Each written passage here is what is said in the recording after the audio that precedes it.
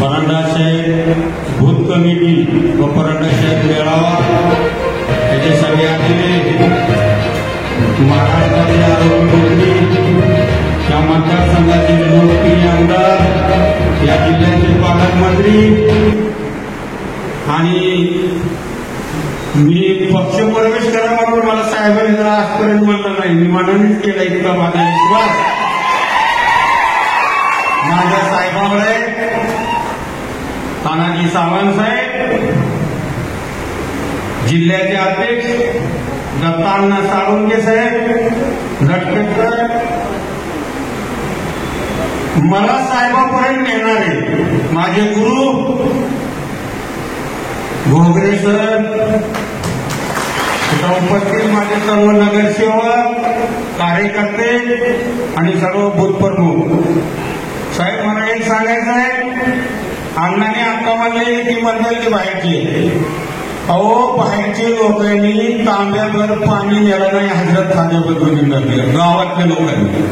साहेब तुम्ही आल्यापासून तिथं इतकी सुविधा झाली, तिथं रस्ता नव्हता, 10 फुटाचा रस्ता होता.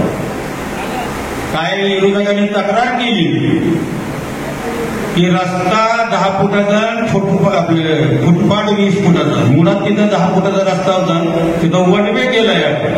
वन वे करून कमीत कमी दोन्ही बाजूचा रस्ता धरला 25 फुटाचा रस्ता आहे. त्यांच्या घरात 10 वर्षे आमदारकी दिली. परांड्या शहराच्या लोकांनी 10 वर्षे भरपूर त्यांना मतदान दिलं.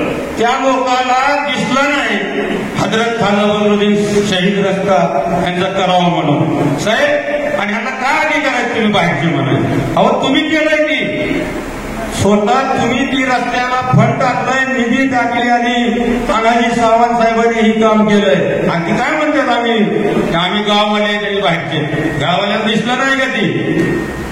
आणि 15 वर्षे नगरपालिका दिली परांडा शहराच्या लोकांनी. साहेब तरी यांना विकास करता आला नाही.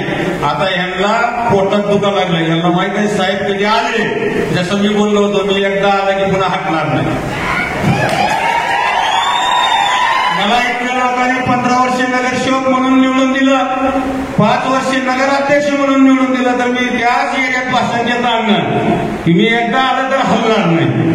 तसं साहेब तुम्ही कधी हलवू शकत नाही. या मतदारसंघातून चॅलेंज करून सांगतो, आपला विकास आहे, आपले काम आहे. आणि काही विरोधक म्हणतात की आमदार साहेब, सावंत साहेब मतदारसंघात वेळ देत नाही. अहो तेव्हा मी विचारतो, 1 कोटी निधी मंजूर करून आणा, त्याला किती वेळ जात आहे ही कळत द्या. त्यांना माहितीच नाही निधी आणायचं. साहेब आतापर्यंत वेळ घालून त्यात मतदारसंघाच्या विकासासाठी कुठं काय करावं लागेल, कुठं कुठली निधी आणावं लागेल, कुठलं धरण कुठं करावं लागेल, भोगता कसं होईल, ह्या विचारात साहेब रात्रंदिवस मंत्रालय, दिल्ली, मुंबई खात्यात आणि म्हणतात की साहेबांची याची गरज नाही का, कार्यकर्ते मजबूत आहेत. साहेब काळजी करू नका, ही फायली सांगितलं तर काय फरक पडणार नाही. मित्र मला एक बोलायचं आहे, अनेक आमदार ह्याच्या आधी आमदार निवडून गेले, परांडा शहरामधून लोकांनी मतदान दिलं.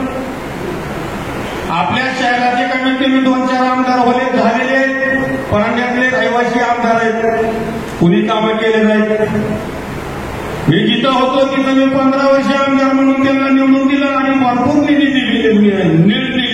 आतापर्यंत त्याला मायनसच होऊ दिलं नाही. त्यांनी काय केलं नाही. आणि मिस्टर साहेबांना मी प्रवेश नसताना सांगितलं की साहेब परांडा शहराचा विकास काही मागे राहिलेला आहे, असं आपल्याला करावं लागेल. साहेबांनी विचार केला नाही की ज्या टीम सौदागरचा प्रवेश नाही यांच्या बोलण्यावर निधी का द्यावी. 150 कोटी रुपये निधी साहेबांनी दिली. काय दिवसानंतर परांडा शहराला असं दिसलं की कुणी ओळखू शकणार नाही. 2-3 वर्ष जरी पाहुणा आला तर की परांड्यात उतरलो तर मुंबईत उतरलो का पिंपरी चिंचवडमध्ये उतरलो, असं झाल्याशिवाय राहणार नाही एवढं सांगतो. आणि साहेब या कार्यक्रमाच्या माध्यमातून तुम्हाला एक शब्द देतो, 80% परांड्या शहरातून मतदान दिल्याशिवाय राहणार नाही. आमची सर्व टीम मिळून काम करणार एवढं बोलतो आणि माझे 2 शब्द संपवतो. जय हिंद, जय महाराष्ट्र.